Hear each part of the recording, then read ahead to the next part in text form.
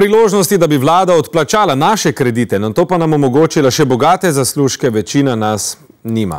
Imajo pa to izbranci. Med njimi zloglasna družina Musič, ki je na rob pripeljala že nekaj podjetij, njihovi krediti pa so zdaj na slabi banki. A država bi jim naj zdaj, z našim denarjem tako rečeno, pomagala še do zaslužka z vetrnicami.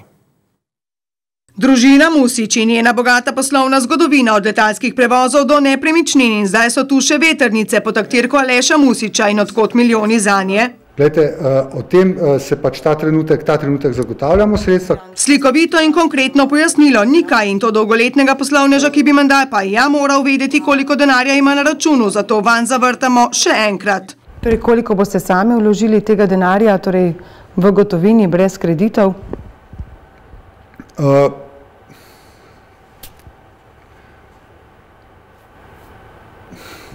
To vprašanje pa ne razumem dobro.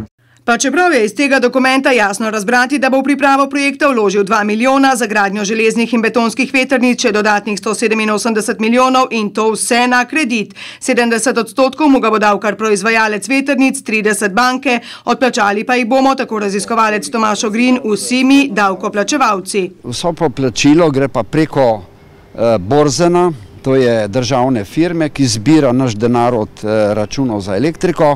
A Borzenova blagajna je že zdaj suha kot poper, zato nam bodo torej morali spet zvišati položnice za elektriko. Odgovorni minister Samo Omerzel pa bo moral dodatne milijone zagotoviti še z drugimi davki, denimo na gorivo. Vse zato, da bodo Musiči z našim denarjem lahko poplačali kredite, s poudarkom na lahko. Se ne bodo spet krediti prenašali na slabo banko? Ne.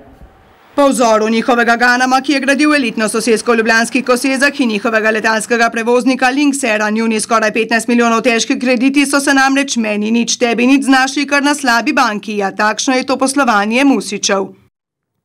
Če pa smo že pri vetrnicah, na drugi strani država nima posluha za ljudi, ki že zdaj ob eni sami vetrnici v Senožečah tarnajo zaradi glavobolov in nespečnosti. Govori se o megavatih in pa o evrih. In pa koliko zelene energije smo dolžni Evropi. Kaj pa ljudje, ki so temu izpostavljeni, doživljajo, o tem se ne govori dosti. Zakaj ne? Zaradi tega, kot vedno, ker je denar ne smrdi,